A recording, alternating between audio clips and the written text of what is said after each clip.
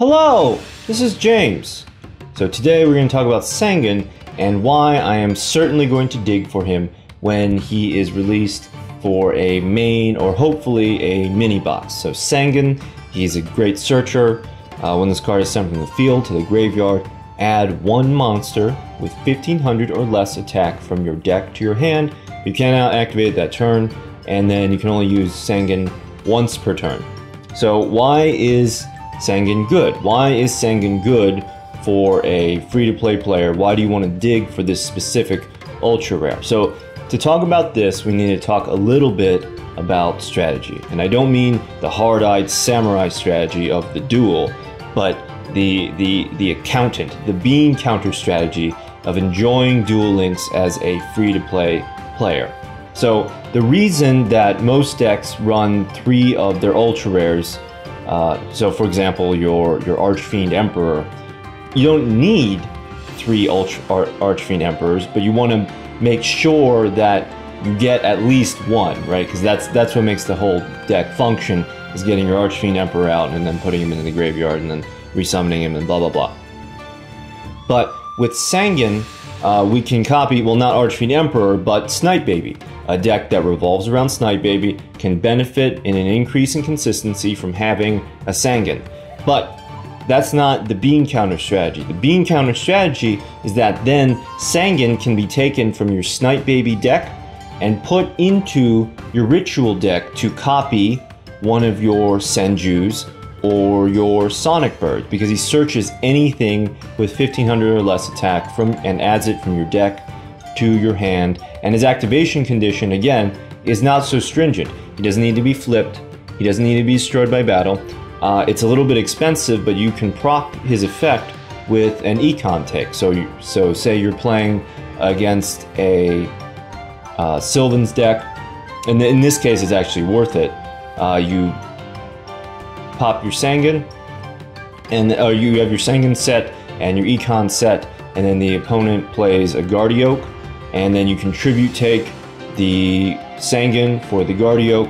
You prevent them from getting their mill, and you get your search off from your Sangan. So that's worth 2 cards right there. And actually you only need to make up 1 because Sangan gives you a card. So again, Sangan can be used to duplicate other ultra rares that you might have, and if you're a free-to-play player, you only have, right, 1 or maybe 2 of whatever ultra rare it might be. So let's take a look at some of the searchables of Sangan. Okay, so we have, all right, we can search Hardened Armed Dragon for you know, some kind of.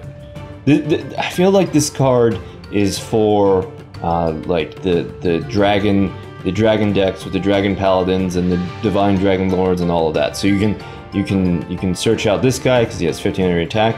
You can search out your Snipe Baby for all of your Snipe Baby decks. There's like, I don't know if we'll get an upgrade on Snipe Baby anytime soon. So this is still going to be useful. Human Psychic Board, if you only have 1 of him, as I do, you can increase the power and consistency of your Psychic type decks. But you also have Serene Psychic Witch. But then stuff like Dimensional Alchemist, and then your Ritual monsters. So again, you can use Sangan to copy, and yes, it's slower, and yes, it's inefficient, but you know, you can just use that 1 card to stretch out your ultra rares in multiple different decks. So in your Ritual decks and your Snipe Baby decks, and then also Amazonas. Having a 4th, slightly less hairy princess is going to be very useful in the Amazonas decks, but that's a free to play. And then on that note, we also have, he can also search, I think, the God card, because when you sort by attack value, they're way down at the bottom, and also Gandora. Kind of the main thing holding back any God card decks and Gandora decks is being able to get them out in a timely fashion. So I think that's going to be a good strategy. But more on what we were talking about is like Spell Striker. You know, you can do like an OTK with your Spell Striker. some kind of weird thing with Summoner of Illusions, a different weird thing with your Mystic Piper, right? All of these cards that you only have one of, that you don't want to necessarily invest more in, you can stretch the consistency of these decks by using Sangan to search these guys out. Treeborn Frog, Sphere Karibo. These aren't all the ultra rares that can be searched by Sangan. These are just the ones that I have. And then behind my head here, I have some super rares. Don't use it for Screech, but like Legion of the Fiend Jester, that'd be great in your Dark Magician decks. So right, Snipe Baby decks, Ritual decks, and Dark Magician decks. And then Leotard battles a non-normal monster, which is every monster now. Card gains 500 attack during the damage step only. That's going to be good. And then cards we only have one of, like Beta the Electromagnet Warrior. You know, for love or money, you cannot get another Beta the Electromagnet Warrior. Sangan can help you out with your Magnet Warrior decks. So that's now 4.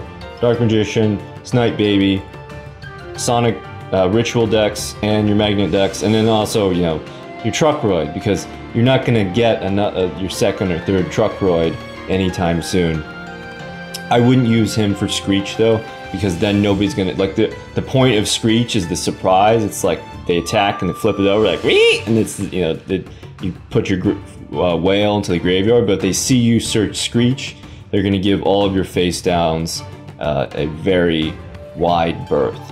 And the reason, you know, I even started having this idea about Sangan was because Konami did a good job with the Selection Box Volume 1 Mini, because there's a lot of good cards that there's a high potential to get cards that are valuable. So in the 6 free packs, so 1,200 gems for 6 free packs, you're guaranteed. So I got my guaranteed 6 of either an ultra rare or super rare. I didn't get Sangan, unfortunately, but I did get Paleozoic Hallucigenia. I did get a Draining Shield. I did get, that's not a good card, but I did get a Forbidden Chalice, a Wall of the D, and a Fusion Recycling Plant. But the reason that I even started, you know, rolling for some of these packs is because there's a good balance of good cards. So again, you want your Sangans, you want your Hallucigenias. This is good for fusion decks. This is good in a lot of different stuff. That's not good in anything. Saphira is obviously very desirable. Cosmic Cyclone is always good. Red Eye Slash Dragon is a great, like, tech card. That's horrible. That's horrible. Offerings of Doom, that sounds good. That's not good. Green Kappa is, yeah, I don't like that. Draining Shield, I got one of him. It's a little bit dated, but this is going to be a good card for, like, this is a good flexible card. They did a good job with the mini box, because they gave us a lot of good flexible cards that can be used in a lot of different decks, like Sangan himself. So I think that was actually the theme of this Selection Box Mini. The Dark, again, right, you can use the Dark Hex Seal Fusion to just drop in a Red Eye Slash Dragon into any deck that uses a bunch of warrior type monsters. And I think I'm going to make an Amazoness deck with Slash Dragon in the future. Woodsman, I mean, that's not very good. That's terrible. Chalice is always good. I got one Chalice. I didn't get any of that. I always like Gyoke. I always like Wall of the D. And Fusion Recycling Plant, it's less useful than King of the Swamp, but it's close. It's close. This is in sharp contrast to the original Selection Box, which had like nothing. It had like 5 cards that I was interested in, because again, you know, I don't necessarily want to invest in these ritual cards, because, well, now I have Sangan. I can stretch out the Senjus with the one Senju and the one Sonic Bird that I do have. But in this main box is like, it's just Karibo and Mirror Wall, I guess, for the ultra rares, and then Berlineth, that he's pretty good. And then Zing is always good.